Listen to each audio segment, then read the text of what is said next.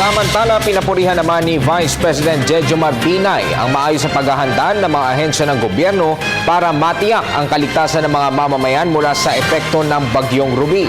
Sinabi ng Vice Presidente na kailangan matamo ang zero casualty sa pagsapit ng kalamidad. Narito ang report ni Sam Ramirez. Habang papalapit sa kalupaan si Bagyong Ruby na siyang may international name na hagupit, pinapurian ni Vice Presidente Jejomar Binay ang iba't ibang mga lokal na pamahalaan sa kanilang mga aksyon upang iiwas ang kanilang mga residente sa panganib. Ngunit naniniwala si Binay na sa lakas ni Ruby, hindi talaga maiiwasang magkaroon ng pagkasira sa mga ari-arian. Ngunit dagdag niya, magandang pagtuunan ng pansin ang target na zero casualty.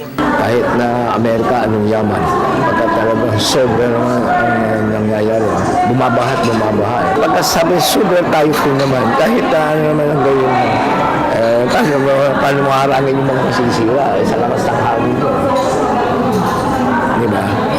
Siguro, ang mag-ano namin dyan is yung bang ma-minimize yung mamatay at masugatan ang mga tao. Taya ng Pag-asa, maaaring tumama sa kalupaan si Ruby sa Sabado ng gabi sa bahagi ng Eastern o Northern Samar at magdadala ito ng malakas na hangin at mabigat na pag-ulan. Malaki rin ang posibilidad na magdulot din ito ng storm surge o daluyong. Kaya, Miyerkules pa lamang, may mga residente na sa mga low-lying at disaster-prone areas na nagsilikas papunta sa mga ligtas na lugar gaya ng mga evacuation centers. Pinapurihan ni Vice Presidente Binay ang iba't ibang mga lokal na pamahalaan sa kanilang maagang pag-aksyon upang matiyak ang kaligtasan ng kanilang mga pinamumunuan. In fairness to the local government, ay mga nakaraan ng mga bagyo after Yolanda, ang ganda-ganda naman. The President himself has recognized it na there has been much improvement in the preparation for calamities. Kita mo naman ngayon, sige na yung evacuation, talagang pinepresyon ayaw umalis, etc. And I think it will end up that way.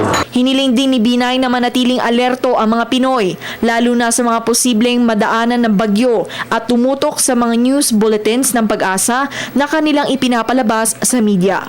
Para sa Telebisyon ng Bayan, Sam Ramirez.